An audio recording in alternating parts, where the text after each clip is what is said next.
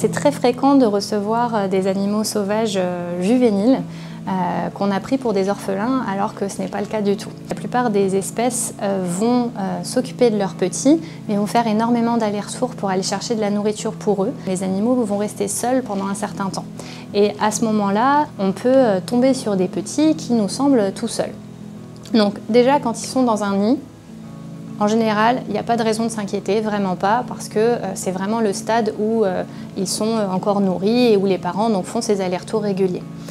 Le problème, et là où ils sont le plus souvent ramassés, c'est quand ils commencent à sortir du nid. Ils vont commencer à suivre les parents, mais sans forcément être aussi adroits qu'eux et surtout sans se cacher aussi bien que des adultes.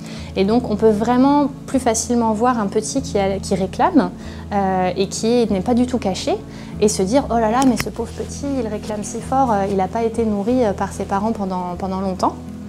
Alors qu'en fait, c'est simplement qu'il appelle ses parents pour indiquer sa position et indiquer qu'il a faim.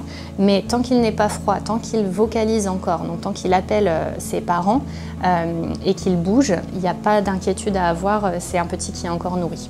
Quand un petit qui n'était pas orphelin est amené chez nous, ça peut être assez compliqué de l'élever, de prendre la place de ses parents. Il y a un risque énorme d'habituation à l'homme.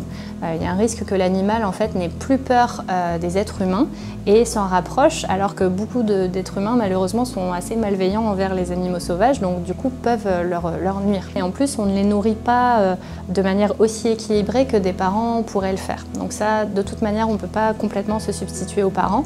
On essaye de les élever, on les relâche dans un environnement qui est adapté, mais on ne se rend pas bien compte de la potentielle détresse que ça leur procure d'être sans leurs parents et sans leurs frères et sœurs. Alors c'est encore plus vrai tout ça pour les petits chevreuils qui sont au printemps en fait bien souvent attrapés pour rien. Comme eux ils sont petits et qu'ils sont rayés, ils peuvent assez facilement se camoufler et quand la mère va flairer un danger, elle va faire que son petit se couche dans les hautes herbes et elle va partir se cacher beaucoup plus loin parce qu'elle est beaucoup plus grosse et beaucoup plus visible.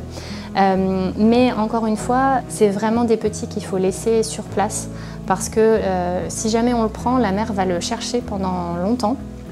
Et en plus, c'est très compliqué de nourrir un petit chevreuil jusqu'au sevrage. C'est des animaux qui normalement sont sevrés vers 6 mois, qui ont vraiment besoin de s'habituer au contact de la mère pour habituer leur tube digestif à s'alimenter comme il faut, comme un grand.